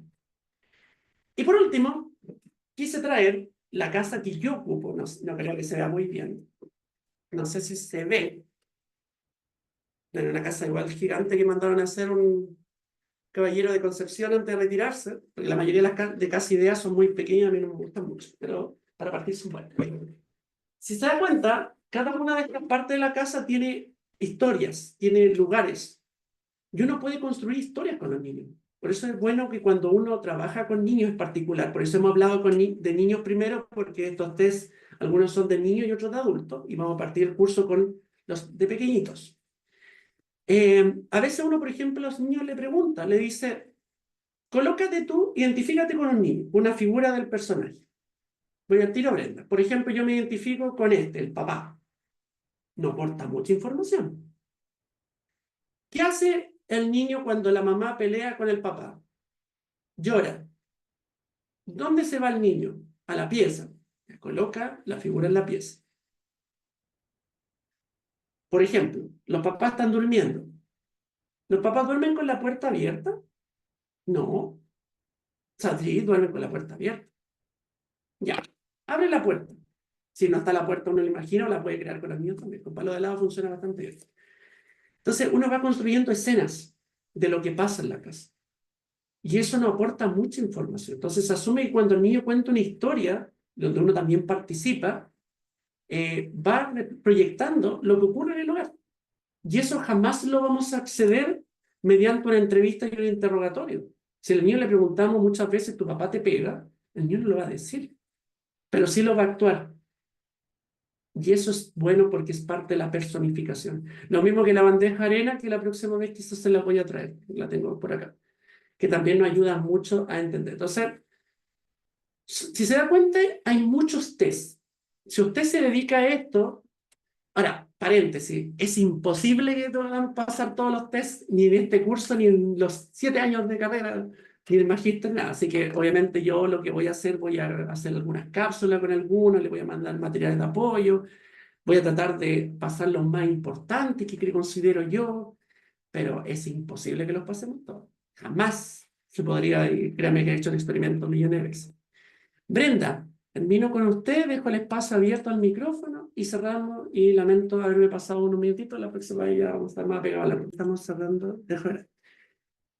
Mire, lo que pasa es que, a ver, hay test como los que yo le mencionaba, como la bandeja de arena, por ejemplo, y la casa, que tienen un correlato teórico, no una teoría así que yo le pudiera mandar un manual con creces, pero sí tienen contenido de cómo poder trabajar. Por ejemplo, los cuentos, al igual que los títeres, también tienen su propio objetivo de cómo podría trabajarse en sesión, pero solamente son sugerencias. Funcionan, pero no se ha logrado sistematizar ese contenido. Y eso sí depende más de mi experiencia. Por ejemplo, claramente ninguno de estos tests a mí me pasaron. O sea, yo cuando tuve psicodiagnóstico, como igual que ustedes, me pasaban puros tests generales, el Rorschach, el CAT y todo, y jamás se me habría ocurrido que existía la casita y la bandeja arena porque no se me pasó. Entonces yo por eso traté de cómo replicarlo. Dicho esto, eso lo aprendí yo con la experiencia, porque al menos yo trabajo con adultos, niños, parejas, con toda la edad, entonces uno va aprendiendo también desde otras experiencias de otros colegas, por ejemplo, la función de títere, el acuario. Entonces, lamentablemente hay algunos que, por ejemplo, si usted me manda un correo, yo tengo fuentes que le puedo mandar para que usted interiorice, y otros que lamentablemente yo le puedo contar como mi experiencia, y obviamente usted podrá replicarla, se puede decir el día de mañana si le hacen sentido. Pero, por ejemplo, en el caso, por ejemplo, de los cuentos, que por lo menos tengo 30 cuentos que yo trabajo harto, igual les voy a mandar algunos que tengo digital y otros se los voy a mostrar acá. Cada uno tiene como un correlato muy general, y es uno lo que lo va acoplando y le va dando otras características. No sé si respondo a su pregunta. Sí, profesor, disculpe que siga insistiendo, pero esos cuentos, por ejemplo, son unificados. Por ejemplo, si voy a otra sesión, me puedo encontrar con el mismo cuento. ¿De dónde se extraen? ¿O no es así? ¿De dónde se compran, dice usted? Claro, ¿o de dónde se Ah, adquiere ese material? sí. Mire, todos estos materiales se trabajan harto en una línea que yo abordé, que es la línea de protección. Ahora, estos test, algunos, por ejemplo, en Busca Libre, o sea, perdón, algunos cuentos en Busca Libre los puede tener.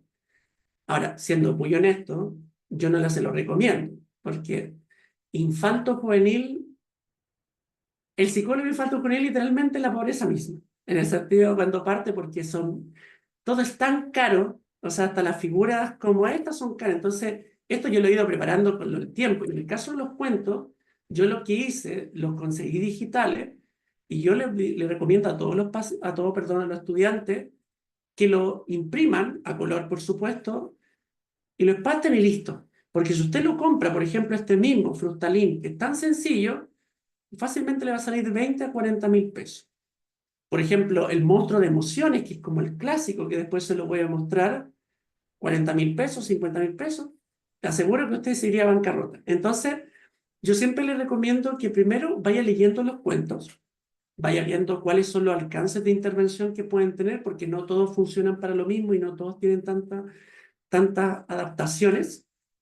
Y usted vaya diciendo, este me gusta y este quizás lo quiero comprar, o este lo voy a digitalizar y todo. Y así usted empieza a tener como una forma de trabajo. Por ejemplo, yo en mi caso, estos 30 no trabajo con los 30.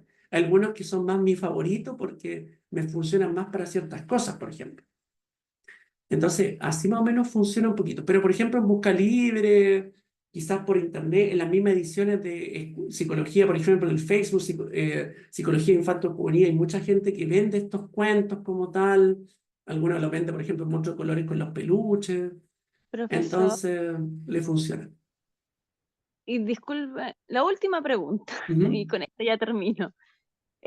Lo que pasa es que tuvimos una clase y un profesor señaló que había que tener igual mucho ojo con los test porque finalmente no era algo que sea como algo preciso y que dependía mucho de cada visión del psicólogo.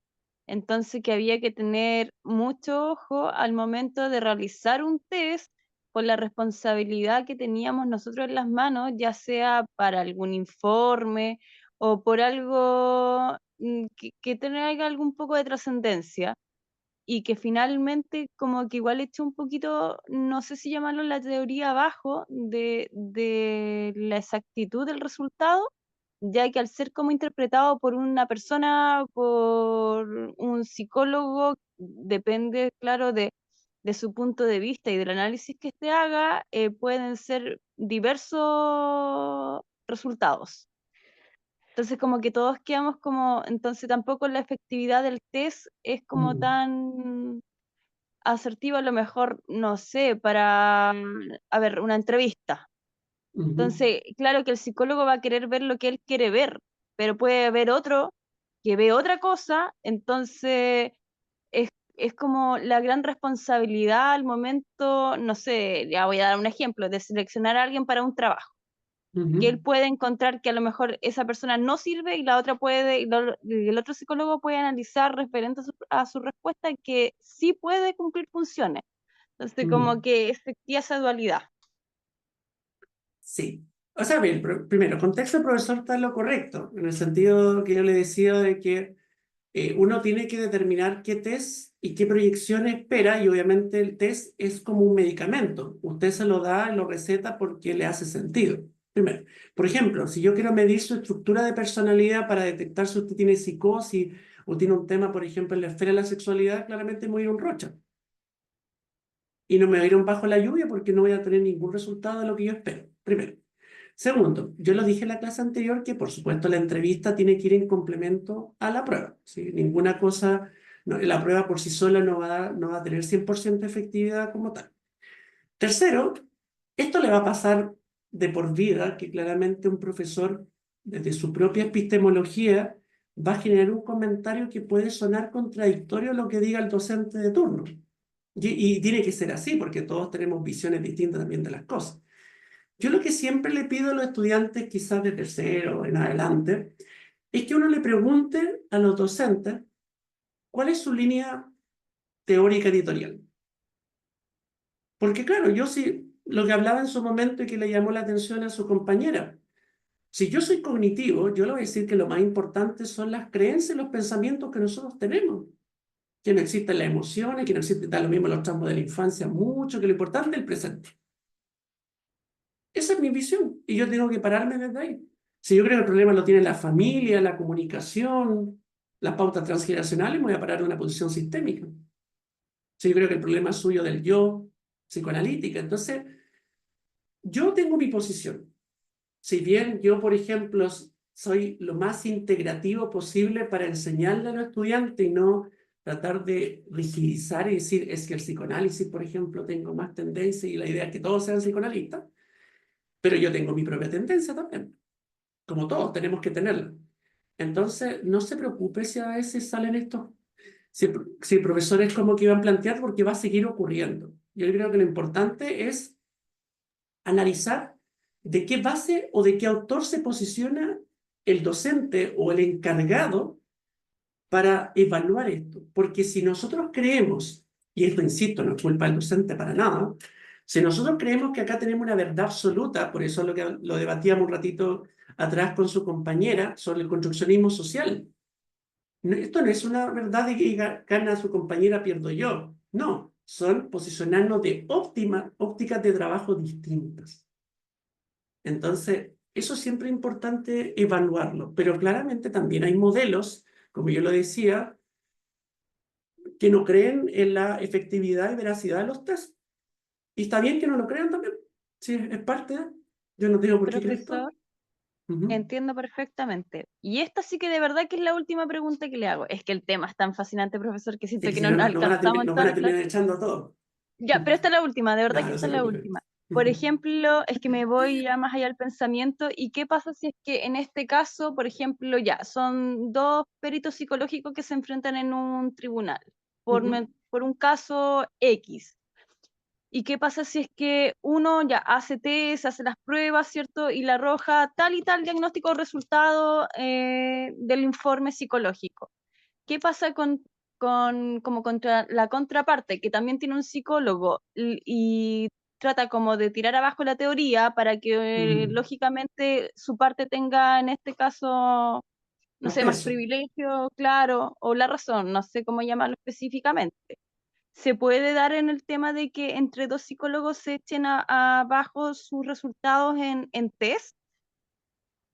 Mire, idealmente que no debería ocurrir porque se supone que hay un espacio entre los peritos para poder llegar a un consenso entre los dos, mientras que ambos sean contratados por la misma entidad, o sea, el Ministerio Público.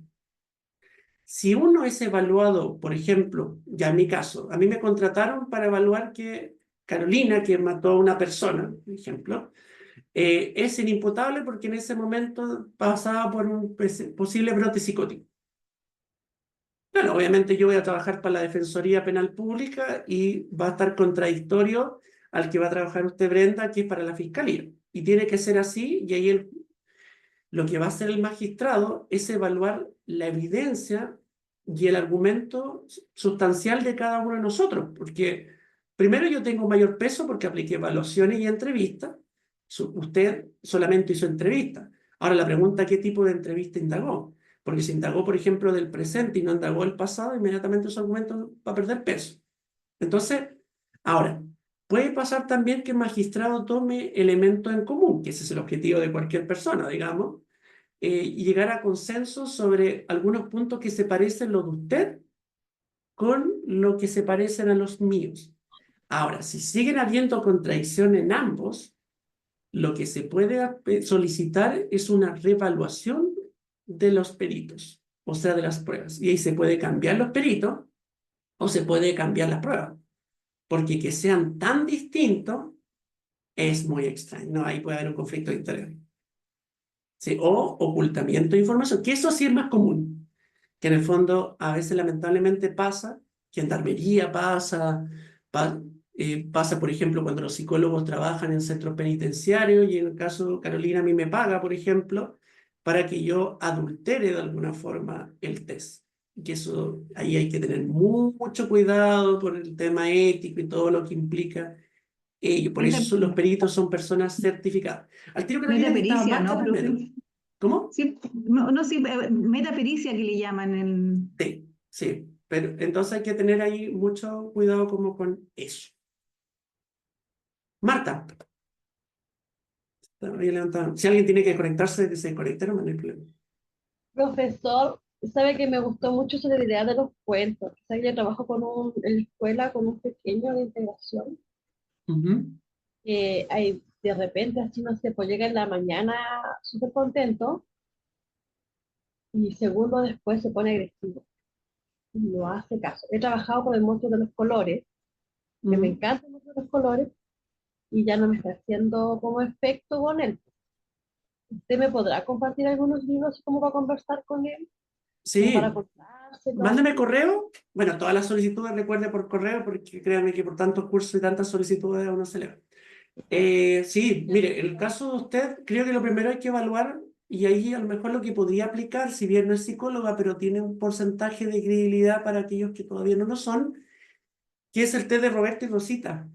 No lo aplique completo, pero sí nos va a permitir tener claridad de cómo el niño proyecta ciertas situaciones que están ocurriendo, o de dónde vienen.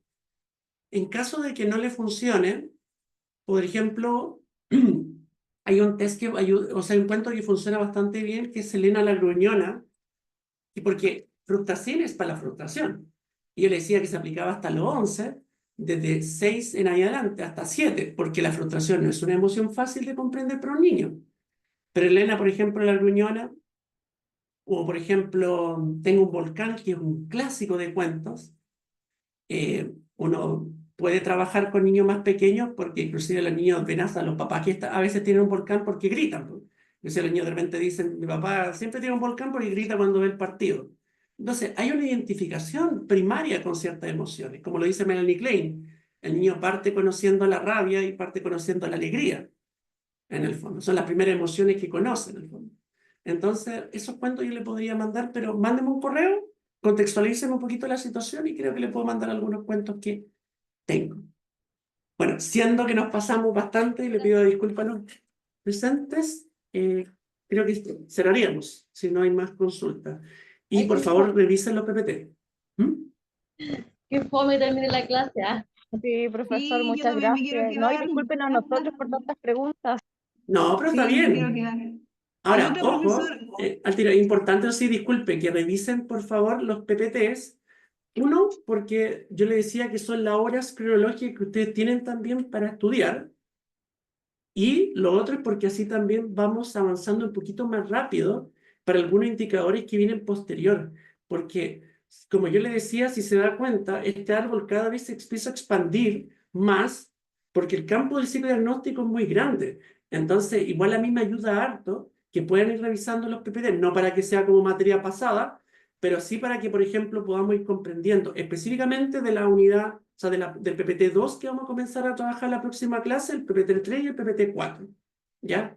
Y me alegro que le haya gustado la clase. Creo que Carolina tenía la última consulta No, y sí, terminamos. hay un cuento que se llama Mamá tiene truenos en la cabeza.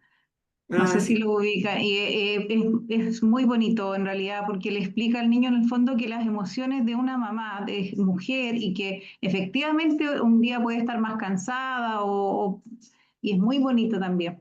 Eso, profesor, y me encanta la clase.